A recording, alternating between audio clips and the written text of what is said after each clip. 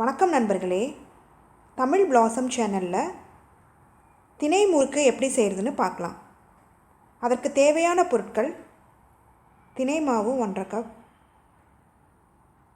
அரிசி மாவு 1/2 கப், உளுந்து 1/2 கப்,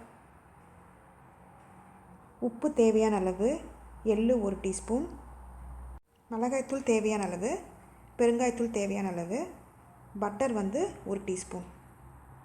இப்போ உளுந்தை நம்ம கழுவிட்டு குக்கரில் வேக வச்சு எடுத்துக்கலாம். 1/2 கப் உளுந்துக்கு 1 கப்பு தண்ணி ஊற்றிக்கோங்க. அதுதான் ரேஷியோ. பாருங்கள், உளுந்து 3 விசில் விட்டு வேக வச்சு எடுத்துருக்கேன். நல்லா மசிஞ்சிருச்சு. இப்போ நம்ம மிக்சியில் அரைச்சி எடுத்துக்கலாம். இந்த தண்ணி இதிலேயே ஊற்றி நல்லா அரைச்சிக்கோங்க. இப்போ தேவைப்பட்டால் நடுவில் கொஞ்சம் தண்ணி ஊற்றி அரைச்சிக்கோங்க. பாருங்கள், நல்லா நைஸாக அரைச்சாச்சு. உளுந்து மாவு நல்லா நைஸாக அரைச்சி எடுத்துக்கோங்க. இப்போ அரிசி மாவு 1/2 கப்பு நம்ம சேர்த்து நல்லா பிசைஞ்சிக்கலாம். தினை மாவு 1½ கப்பு, இது சேர்த்து நல்லா பிசைஞ்சிக்கோங்க.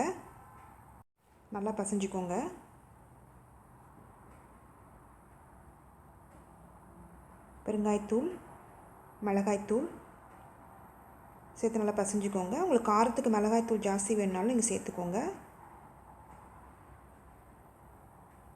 இதுக்கு தேவையான அளவு உப்பு, எள்ளு. நான் வெள்ளை எள்ளு சேர்த்துருக்கேன், நீங்கள் கருப்பு எள்ளு வேணுனாலும் சேர்த்துக்கோங்க. இது நல்லா பிசைஞ்சிக்கோங்க. இதுக்கு வெண்ணெய் சேர்த்து பிசைஞ்சிக்கலாம். இது சால்டட் பட்டர், அன்சால்டட் பட்டர் எதாக இருந்தாலும் பரவாயில்ல, நீங்கள் அதுக்கேற்ற மாதிரி உப்பு சேர்த்துக்கோங்க. இப்போ தண்ணி தேவைப்பட்டால் தெளித்து நீங்கள் பிசைஞ்சிக்கோங்க. ரொம்ப தண்ணியாக இருக்கக்கூடாது, ரொம்ப கெட்டியாகவும் இருக்கக்கூடாது, இல்லைனா எண்ணெய் குடிக்கும் தண்ணியாக இருந்தது அப்படின்னா. முறுக்கச்சில் எண்ணெய் இல்லைனா வெண்ணெயை நீங்கள் தடவிக்கோங்க. அப்போ தான் உள்ளே மாவு போடுறப்ப ஒட்டாமல் இருக்கும். அதே மாதிரி நம்ம ப்ரெஸ் பண்ணுற பார்த்திங்களா, அதுலேயும் வெண்ணெய் இல்லைனா எண்ணெயை தடவிக்கோங்க. முறுக்கு போகிறதுக்கு முன்னாடி பதம் எப்படி இருக்குன்னு செக் பண்ணிக்கோங்க. பாருங்கள், நல்லா வருது முறுக்கு பிழியறதுக்கு. இப்போ நம்ம முறுக்கு பிழிஞ்சு எடுத்துடலாம். இந்த கரண்டியில் எண்ணெயை தடவிட்டு அந்த முறுக்கு இப்படி புழிஞ்சு எடுத்துக்கோங்க. இந்த மாதிரி கரண்டி இல்லைன்னா பிளேட்டில் கூட இந்த மாதிரி புழிஞ்சு நம்ம முறுக்கு போடலாம். இப்போ பாருங்கள், எண்ணெய் காஞ்சிச்சான்னு செக் பண்ணிக்கலாம். இப்போ எண்ணெய் காஞ்சிருச்சு. இந்த புழிஞ்சு வச்சதை போட்டுடலாம். இல்லைனா பிளேட்டில் கூட இப்படி வச்சு நீங்கள் போடுங்க. இப்போ எண்ணெய் தெரிக்கிற மாதிரி இருந்ததுன்னா கரண்டிலே நீங்கள் போட்டுடுங்க.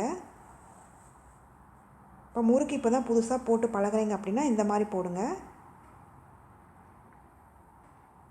இப்போ கரண்டியில் இந்த மாதிரி கூட நீங்கள் முறுக்கை புழிஞ்சு விட்டு எடுக்கலாம். இப்போ நுரை அடங்கிருச்சுன்னா முறுக்கு வெந்துருச்சுன்னு அர்த்தம். அதுதான் பதம். இப்போ நம்ம முறுக்கு வெந்துருச்சு. இப்போ நம்ம எல்லா முறுக்கையும் எடுத்துடலாம். தினை முறுக்கு ரெடி ஆயிடுச்சு. இந்த ரெசிபியை செஞ்சு பார்த்துட்டு உங்களோட கமெண்ட்ஸ் என்னன்னு சொல்லுங்கள். பிடிச்சிருந்தால் லைக் பண்ணுங்கள், ஷேர் பண்ணுங்கள், சப்ஸ்கிரைப் பண்ணுங்கள்.